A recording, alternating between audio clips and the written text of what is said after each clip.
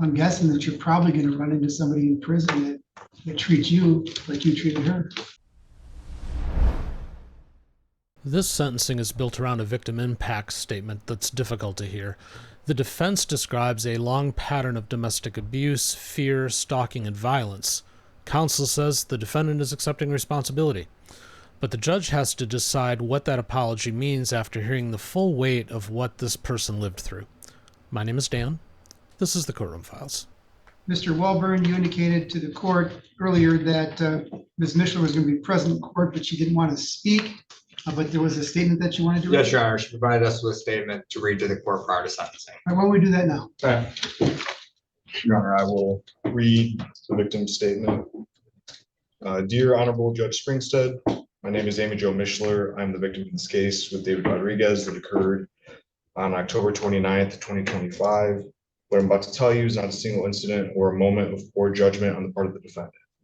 David has demonstrated a pattern of violent and aggressive behavior towards me that has caused me significant physical harm, emotional trauma, and financial loss. His actions are deliberate, calculated, and premeditated, a systematic campaign of terror, violence, and control that began within weeks of meeting him. Before I met the defendant, I had goals, a purpose, and I was at peace. I was secure and happy, and I was at a point in my life where a long-held dream was finally in reach, and I was taking real steps towards it. I created a business plan to run my own businesses from home, refinishing furniture. I had a portfolio of work that I already did, and I had family photos of me and my late father together. Saved on my phone pieces of life that I will never get back. David destroyed it all. He destroyed 5 of my phones during the time we were together. I met David in the middle of August 2024 when my life ended and became his. Within 2 weeks of meeting him, I needed to set boundaries. David started parking in my driveway every morning, waiting in his truck for me to come home from work. When I told him to park there only on my days off, his reply left me feeling intimidated. He was going to do whatever he wanted, whenever, wherever, and no one was going to tell him otherwise. I had no say.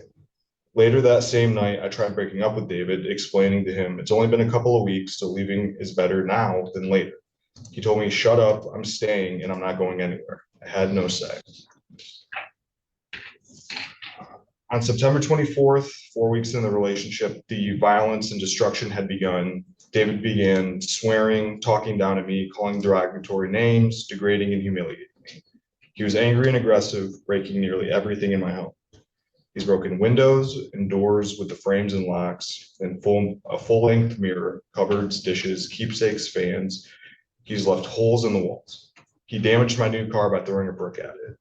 On 2 separate occasions, he's broken 2 pairs of my prescription glasses while he was smacking me in the face. I'd go to work with black and blue eyes, cut swollen lips, and bruises all over my body. His manipulation, cruelty, and criticism was constant, and I was walking on eggshells, never knowing when his rage would surface, for he never needed a reason or trigger. On October 9th, 2024, 8 weeks in, David was beating me again, and this time I was able to call the cops. He spent the night in jail and a PPO was issued, but I still wasn't sick. He came back with a vengeance. David would call and text me, leaving hundreds of threatening and vile messages. I would block him and he would call me from a new number. I have 16 new numbers from him, and in one 8-hour workday, David called me 1,078 times. If I didn't answer, he would plan and pay for an Uber ride 30 miles to my house to punish me. I never knew when he was coming, but he always did. One night I was sleeping. He entered my locked home and woke me up by pulling me off my bed and dragging me through the house by my hair. He started punching and choking me. I looked up at him and he was smiling. I asked him what he thought was so funny, and he said that he liked it. And then lunged toward me and kicked me in the stomach, breaking my rib. David took pleasure in my pain. November 2024, 12 weeks in, I came home from work and David was hiding in the shadows behind my garage. As I walked into my home, David came up behind me and followed me into the house. I told him to leave, but he said that he owned me and I was his property. He said that I needed to be punished. David grabbed me and threw me to the floor with such force that I suffered a concussion and missed 3 days of work. In 2025, the beatings and emotional blackmail continued. The terror, violence, and threats of him wanting to kill me didn't stop. He would tell me that he wanted to smash my head in and have my brain splatter all over. And then he would take a baseball bat and swing it at me and stop 1 inch from my head, and he would laugh. I was living in fear. My body would shake uncontrollably. I lost weight, suffered severe headaches, and I was exhausted in ways that I've never known. My stomach is in knots, and I'm full of anxiety. My heart raced every time the phone rang, and I was easily startled, jumping at every loud noise or quick movement. I was in constant pain from his beatings. I could never do anything right, and everything was my fault. But then he would apologize, promising he would never beat me again. He would tell me that he loved me, but I would never say it back. He would slam me up against the wall and force me to say it. David sent me videos and photos of him cheating on me, having sex with other women. He sent me videos of him and me together that I never knew existed. This level of betrayal profoundly devastated me, traumatizing me so deeply that even time can't heal this. On October 13th, 2025, I was nearly killed in a car accident that resulted in my admission to the ICU. I was being monitored for heart failure and collapsed lungs. I had 5 broken ribs and a broken sternum. On October 29th, 2025, when I was home, recovering from the accident, David came into my home uninvited and had every intention of making good on his promise to kill me. He started beating me all over my body and strangled me with his belt. The cops were called, a report was made, photos were taken, his belt was put in evidence, and a second PPO is active and a warrant was issued for his arrest. For 4 months, I waited. David evaded arrest, I had the locks changed, and my door added a deadbolt. Security cameras were put up on my property, but despite the second PPO, he kept calling me at work, threatening to finish me off, to kill me and my family. During that same time, he was terrorizing other women the same way he did me. One of the women made a report, but no charges were made for a deal in this case. Since his arrest on February 25th, 2026, with a no bond order, something has slowly begun to shift in me. Although I don't jump anymore when hearing loud noises, I still keep my phone on silent. I don't check my windows looking for danger before going outside. For the first time in over a year, I feel close to safe. The safety only exists because David is behind bars. I want to heal, I want peace. The house I used to call home, I want to find a place that is quiet and private and somewhere I can truly feel safe. I want to build a business. I want to find the woman I was before he destroyed me from the inside out. Your Honor, I am respectfully asking you to oppose the maximum sentence available, not out of revenge, but because I know what David is capable of. I also know I'm not his first victim, and without significant consequences, I will not be his last. Sincerely, Thank you. All right, Mr. Prysock, have you had the opportunity to read the report and discuss it with Mr. Rodriguez? I did, Judge. Do you have any additions, corrections, or challenges? Judge, the only question we had was, we had a COBS agreement, court agreed not to exceed 5 years. And the original plea agreement had the guidelines at 34. The COBS agreement, prosecutor had him at 38. I scored him a little lower at 30. Mr. Zurup had them at 43. So given the fact that the guidelines are kind of all over the range, it's still within the range of the COBS agreement not to exceed 5 years. So other than that, Judge, I don't have anything else. So we found that the report was accurate. All right, is there anything that you want to say on his behalf other than what you've said so far? No, Your Honor, thank you. All right, and Mr. Rodriguez, have you had the opportunity to read the report and discuss it with Mr. Prysock? Yes, sir. Do you have any additions, corrections, or challenges? Nope. Anything that you want to say on your own behalf?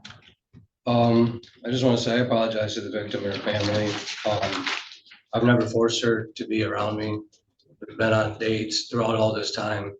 As a matter of fact, the day of October 27th, 2 days before all this occurred, the whole week before that date, we were not talking, we were not communicating, but she was sending me pictures of her accident, of her car, and making me guess if I was in that. I didn't recognize her car, but she made me guess, just play this game. Oh, maybe I was in an accident, maybe I wasn't. You wanted me dead, you wanted this.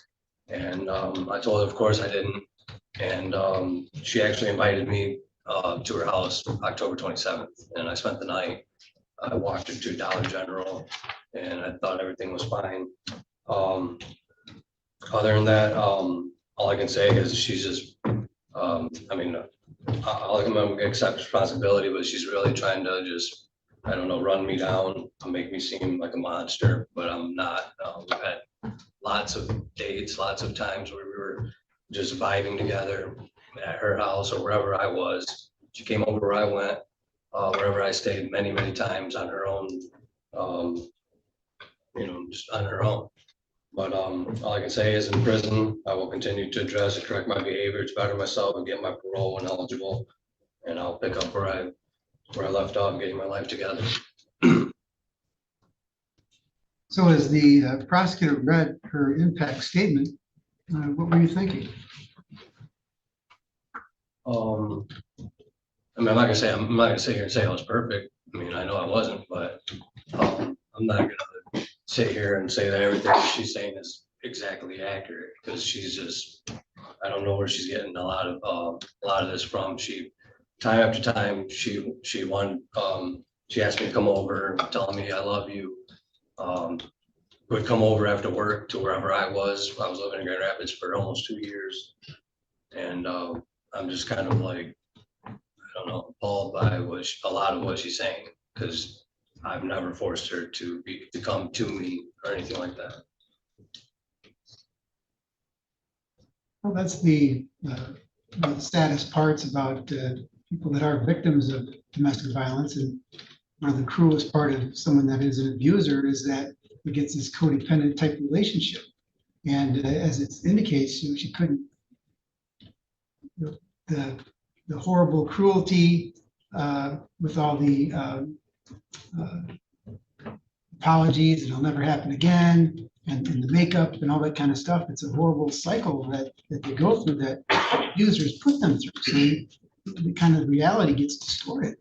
But you're telling me that you didn't do that sort of thing, that what she said is she's making all that up? No, I didn't say that. I'm saying a lot of it is she's making it up. Okay. Like she's, you said, I've never, I mean, she told me that she had a husband before that did 10 years between, but they had a bunch of domestic violences. She told me that she had domestic violences of her own. She went through something with her first husband. He was very violent. And, I'm not gonna sit here and try to call her out on all her stuff, but I believe that she likes the type of toxic relationship. She always told me, oh, I'm toxic, you're toxic. I mean, it's something that I don't know. I think that she enjoys, but I don't enjoy this. I'm not enjoying sitting in jail. But like I said, I'm not perfect, but I'm not gonna sit here and try to not to accept responsibility for this, because then you're just gonna look at me like, oh, he's just heartless and all that. And that's not enough. I've been sitting here since February. I've been trying to work on myself, and I'm gonna continue to work on my behavior. We're all done. I'm all done. All I can do is move on. All right. Mr. Walburn, any additions, corrections, or challenges? No, Your Honor. Anything that you want the court to consider? We just asked the court to comply with the terms of the plea bargain. I think the court knows more about this than they do most cases. Mr. Price and I had a prelim to explore some of these issues. We tried to supply the court with some of this information when we did our comms memorandum, pulled excerpts from the police report. So we just asked the court to impose a sentence in accordance with the plea bargain. The court recognized that the advisory guidelines suggest a sentence between 43 and 114. The courts can exercise my discretion. Sentence consistent with the plea agreement, consistent with the advisory guidelines, and consistent with the Cobb's agreement in this case. Would be the sentence of the court. This defendant served 5 years on the minimum to a maximum of 20 years with the Michigan Department of Corrections. To give him credit for the 140 days that he's already served. There's a $68 state cost assessment, $130 crime victims' rights fund fee, no credit with the victim, or no contact with the victim in this case. Court ordered that the financial assessments be collected through the inmate account and parole process. You've been to prison before, Mr. Rodriguez? I went in 2018 to quarantine for 60 days, and I went to SAI boot camp, and I got out on parole and completed parole without any violations. I'm guessing that you're probably going to run into somebody in prison that treats you like you treated her. or maybe you could see it feels like he's powerless in this situation. You do have the right to make application to lead to clear conviction sentence. If not a short attorney, the court appointed to represent you on the appeal request for waivers to the court within 2 days. You mentioned this one. Get back to the court if you want to go when an attorney to be appealing.